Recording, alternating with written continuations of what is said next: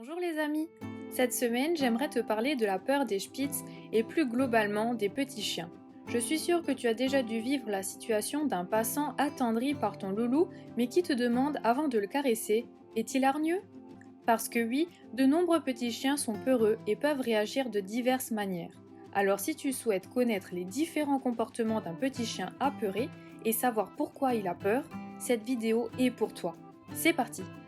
Tout d'abord, comment réagir si ton chien ou ton chiot a peur? La peur existe chez tous les individus présents sur Terre. Cependant, elle s'exprime différemment selon les espèces.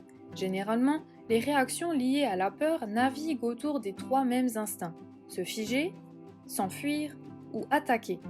Si ton loulou se met à grogner, aboyer ou charger lorsqu'il croise des gens ou des chiens, s'il se cache sous le lit pendant un orage, s'il tremble et montre les dents aux personnes étrangères qui veulent le caresser, ou lorsque le vétérinaire veut l'examiner, il y a fort à parier que ton chouchou vit un moment de peur intense causé par un facteur déclenchant. Les peurs chez les chiens se remarquent à des niveaux très différents selon les cas. Certains ont tellement peur des feux d'artifice qu'ils vont en trembler et même en vomir.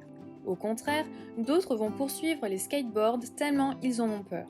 De la même façon que nous pouvons avoir peur des araignées, des serpents ou les enfants du noir, ces peurs ne sont pas forcément toutes rationnelles, mais elles sont bien là. Et ce n'est pas toujours facile pour nous de savoir comment réagir face à ces comportements. Bien souvent, on ressent de l'impuissance, de l'incompréhension et même de la frustration.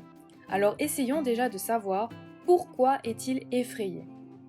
La peur est un mécanisme de survie et d'adaptation normal chez le chien. Si la peur n'existait pas, la survie d'une espèce serait presque nulle. La question est de reconnaître et de comprendre d'où viennent certaines peurs afin de pouvoir mieux les travailler et les gérer au quotidien. Différents facteurs peuvent expliquer pourquoi il a peur de quelque chose. Le tempérament de ses parents. Si deux chiens sont naturellement peureux et méfiants de leur environnement, les chances qu'ils reproduisent des chiots similaires sont donc plus grandes. Un éleveur canin consciencieux sera attentif au tempérament de ses reproducteurs. La génétique. Le Spitz a été façonné pour sa capacité à se méfier et à réagir à certains stimuli menaçants. Il ne fait peut-être pas peur à un intrus, mais il accomplit son travail d'alerteur au point que nous n'aurions presque plus besoin de sonnette. Le manque de socialisation. C'est très souvent la raison principale de la peur chez les chiens. Un chiot mal socialisé, donc qui n'a pas été assez exposé positivement à des situations différentes de la vie quotidienne, aura beaucoup plus de chances de développer des réactions de peur face à plusieurs stimuli. L'isolement social cause de la détresse psychologique chez lui, puisque dans ses gènes, il est censé vivre en meute et recherche constamment le contact de ses semblables. Par exemple, un chiot qui n'aura jamais vu d'homme ou d'enfant, les futures rencontres avec ces personnes seront sûrement très difficiles pour lui. Les expériences traumatisantes. Cela paraît évident, mais les expériences négatives telles que recevoir des coups ou se faire marcher sur une patte peut marquer son esprit pour plusieurs années, voire même sa vie entière. Parfois, seulement une grosse voix d'homme ou bien le bruit du tonnerre qui prend par surprise peut suffire à générer une peur constante face à ces facteurs. Une situation menaçante. Si ton loulou interprète une situation comme étant menaçante, il peut se montrer craintif. Parfois, les réactions face à certains contextes peuvent s'avérer normales, mais d'autres fois, il peut manifester une réaction exagérée. Voyons maintenant comment reconnaître les signes de la peur. De la même façon que nous émettons des signaux de par notre voix, des tremblements, ou de par notre corps, posture reculée, traits du visage tirés, les toutous vont manifester des signaux corporels similaires. On les appelle les signaux de stress.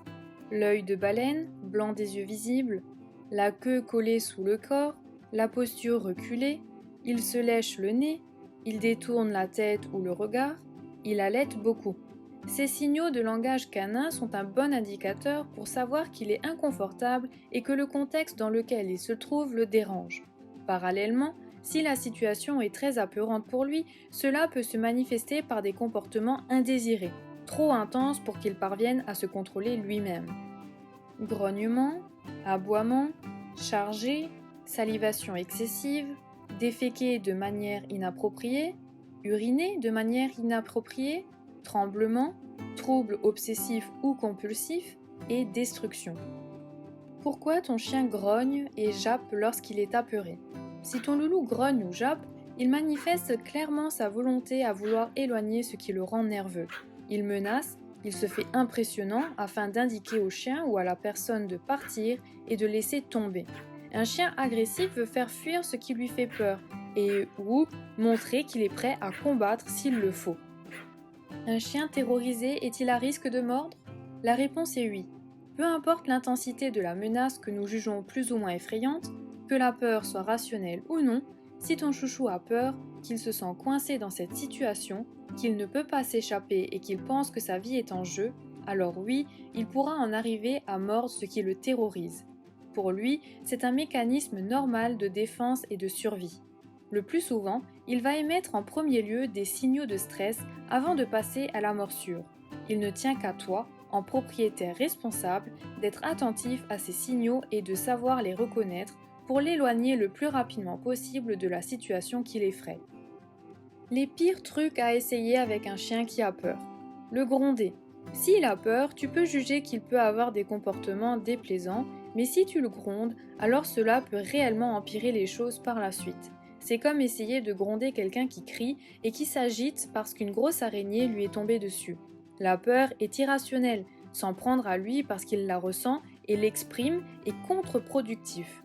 S'il est très effrayé et que tu le grondes, il pourrait en arriver à te mordre. Le punir. La peur est une émotion et non un comportement qu'on peut maîtriser.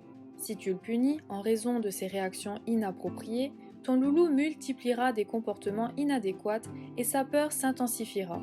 Il comprendra qu'une punition peut survenir tout de suite après l'apparition de la source de sa peur, ce qui déclenche finalement un cercle vicieux dont il peut être ensuite difficile de se sortir.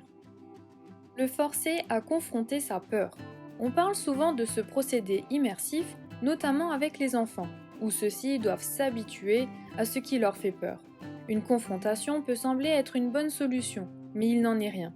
Au contraire, le forcer à se confronter à ce qui lui fait peur peut augmenter sa crainte, voire même affecter le lien de confiance qu'il a pour toi. Pour l'exemple, imaginons que ton ami t'enferme dans une pièce avec plusieurs énormes serpents et te demande d'y rester le temps de t'habituer à leur présence. Penses-tu vraiment être capable de te maîtriser? Lui donner des commandes pour tenter d'avoir son attention. C'est exactement le même principe que le fait d'essayer de le gronder.